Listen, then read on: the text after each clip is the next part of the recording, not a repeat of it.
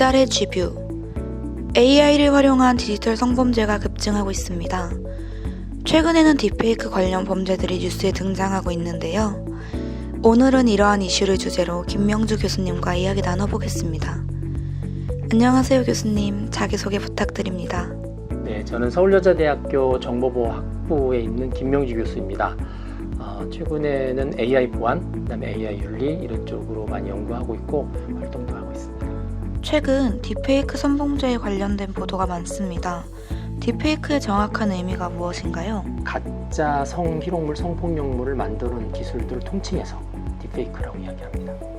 원래 딥페이크라는 말이 2017년도에 나왔는데 딥러닝이라는 이제 인공지능에서 쓰는 기법 중에 하나인데 딥러닝하고 그다음에 가짜라는 뜻의 페이크가 합성된 거예요. 그래서 원래 정식 명칭은 페이스 스왑입니다. AI를 활용한 디지털 성범죄에는 어떤 것들이 포함되어 있을까요? 실제로 찍거나 촬영하지 않았는데 성폭력물, 성희롱물들을 만들어내는 범죄를 디지털 성범죄라고 하고요. 피해자들이 전혀 모르는 상태에서 갑자기 터지는 경우들이 상당히 많이 있는 게 이제 특징 중에 하나로 볼 수 있습니다. 딥페이크 성범죄의 변화 양상이 유명인, 정치인을 넘어 일반인이나 학생으로 영역이 넓어지고 아동 청소년 피해자 연령도 낮아지고 있다는 통계가 있는데요. 이유가 뭘까요? 유명인들의 사진을 쉽게 구할 수 있었고 과거에는 주로 유명한 정치인들, 그다음에 연예인들 중심이었던 것 같아요. 근데 최근에는 일반인들도 사진이나 영상들을 많이 올릴 뿐더러 요즘에는 이제 지인 능욕이라 해서 꼭 그 아이에 관한 딥페이크 영상들을 만들어서 뿌리는 걸로 바뀌었습니다. 그런 면에서는 딥페이크라든지 디지털 성범죄의 피해자 대상이 많이 넓어졌고 연령이 낮아졌고 그렇게 많이 보실 수 있을 것 같아요. 온라인상에서 딥페이크 음란물을 만들어주는 웹사이트를 쉽게 접할 수 있는데요. 왜 이렇게 많아지는 걸까요? 대책은 없을까요?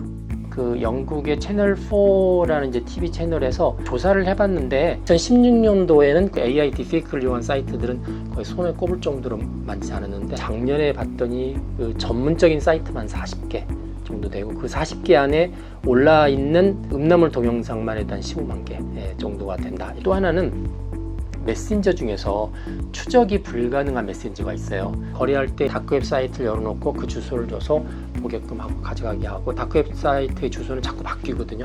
고정되어 있지 않고 이제 그러니까 추적도 힘들고 그런 범죄를 이제 본격적으로 하는 사람들한테는 너무나 좋은 환경들이 지금 현재 열려 있다 이렇게 보시면 될 것 같아요. 현재 딥페이크 관련 법과 제도는 어떻게 되어 있나요? 해외 사례도 궁금합니다. 우리나라 같은 경우는 2020년도에 N번방 사건이 있고 나서 법을 바꿨어요.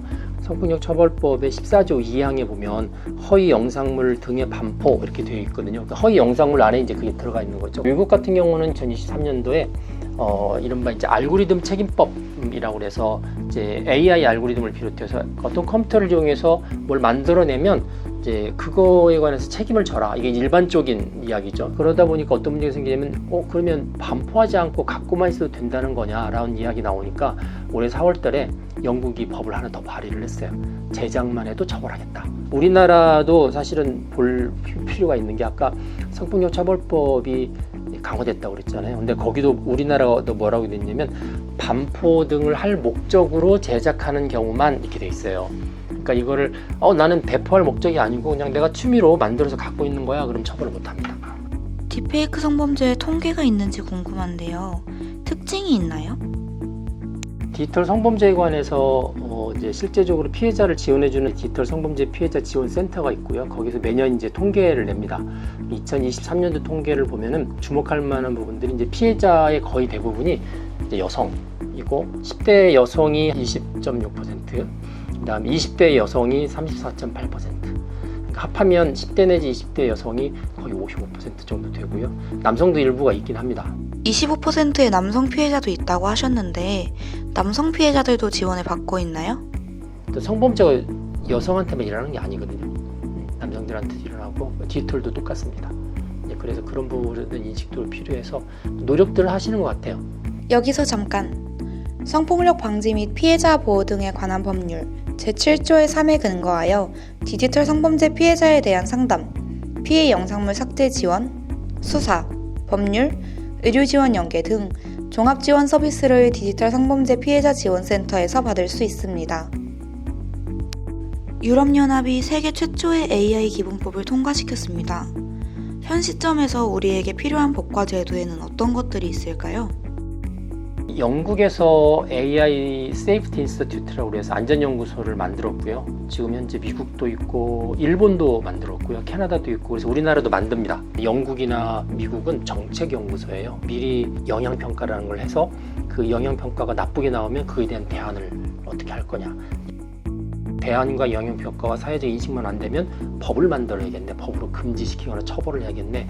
그런 것들을 끄집어내는 기본 연구소거든요. 그래서 우리나라도 AI 안전연구소를 만들면 이제 기술적인 것도 좋지만 AI의 어떤 부작용이나 역기능을 좀 대체할 수 있는 그런 핵심적인 기관으로 좀 발전을 하면 어떨까 하는 생각을 갖고 있습니다.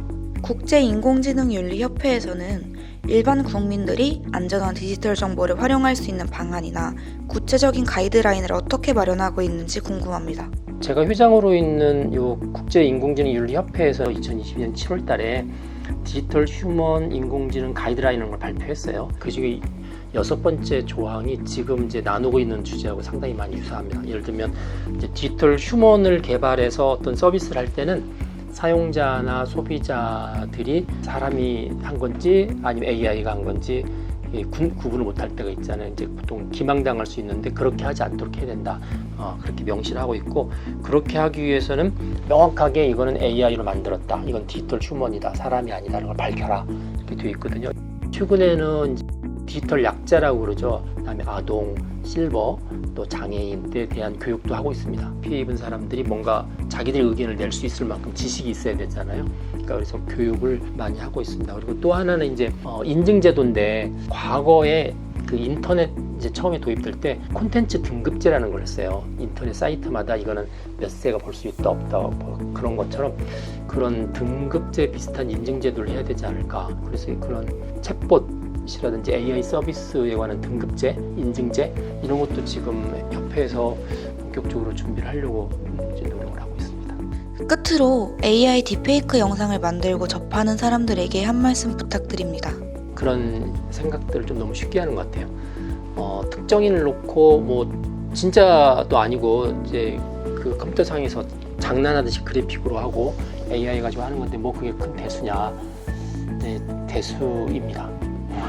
대수고 당사자들한테 굉장히 심각하고요. 그 윤리의 가장 기본적인 건 역지사지거든요. 저 사람 입장이 돼 보면 내가 뭘 어떻게 행동해야 되는지가 원칙이 나오니까. 오늘은 요즘 이슈가 자주 되고 있는 딥페이크에 대한 내용을 알아보았습니다. 딥페이크 기술에 대해 우리는 공감대 형성이 필요합니다. 사업자들의 기술적 조치 강화가 동반되어야 하며 안전한 인터넷 활용에 대한 조기 교육을 실시해야 합니다. 기술이 범죄에 이용되지 않도록 노력해야겠습니다. 이달의 GB였습니다.